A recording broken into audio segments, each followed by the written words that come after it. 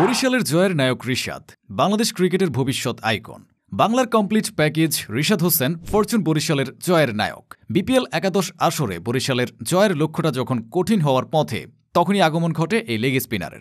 পুরো মাঠে যখন থমথমে অবস্থা বিরাজ করছে, কি হবে এমন প্রশ্ন, তখনই ৬ বলে ২ ছক্কায় অপরাজিত ১৮ রানের টর্নেডো এক ইনিংস খেলেন রিশাদ। বরিশালকে এনে দিলেন শিরোপা, যার মধ্য দিয়ে ব্যাক টু ব্যাক ২ শিরোপা বরিশালের ঘরে। রিশাদ হোসেন বাংলাদেশের সময়ের সেরা অন্যতম একজন লেগ স্পিনার। তাকে শুধু লেগ স্পিনার বললেও ভুল হবে, কেননা নিজের ব্যাটিংটাও করছেন বেশ, মারেন বিশাল বিশাল ছক্কা। দলের প্রয়োজনে করতে পারেন দায়িত্ব নিয়ে ব্যাটিং, অনেকটা আফগান লেগ স্পিনার রশিদ খানের মতোই। ২২ বছর বয়সী এই তরুণ হতে পারেন দেশের ক্রিকেটের সবচেয়ে বড় সম্পদ এবং ভবিষ্যৎ আইকন। দীর্ঘদিন ধরে বাংলাদেশ জাতীয় দলে একজন লেগ স্পিনারের বড় অভাব ছিল।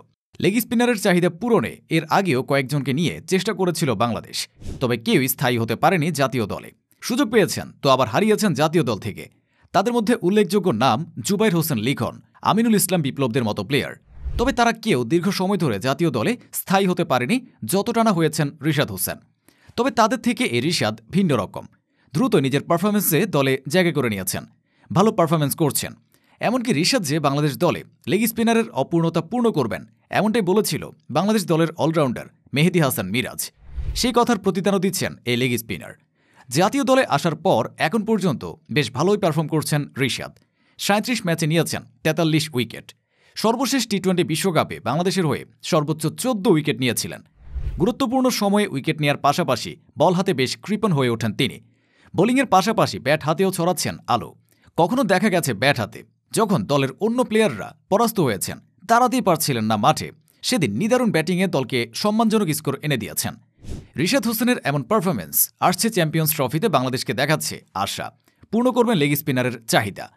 রিশাদ শুধু দেশের মাটিতে নিজের ঘূর্ণিতে সীমাবদ্ধ নয়, গ্লোবাল সুপার লিগেও নিজের কারিশমা দেখিয়েছেন রংপুর রাইডার্সের হয়ে।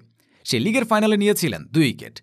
তার এমন মনোমুগ্ধকর অলরাউন্ডার পারফরমেন্সের কারণে প্রথমবারের মতো ডাক পেয়েছিলেন অস্ট্রেলিয়ার টি-২০ টুর্নামেন্ট বিগ ব্যাশের দল হোবার্ট হারিকেন্সে।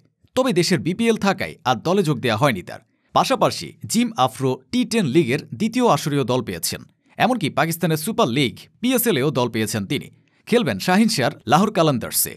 বাংলাদেশের এই লেগ স্পিনার যে সময় পেলে হয়ে উঠবেন দেশের ক্রিকেট টার্ম কার্ড, তা এখন থেকেই আঁচ করা চায়। কেননা এইসব স্পিনার ক্রিকেটে আলাদাভাবেই আধিপত্য বিস্তার করে, যেটা বলছে ইতিহাস। রিশাদ যদি বাংলাদেশ জাতীয় দলের হয়ে নিয়মিত সুযোগ পায় এবং পারফরমেন্স করতে পারে, তাহলে তিনি হয়ে উঠতে পারেন শেন ওয়ার্ন, অনিল কম্বলের মতো প্লেয়ার। তবে তার জন্য প্রয়োজন সঠিক পরিচর্যা, যত্ন এবং সুযোগ।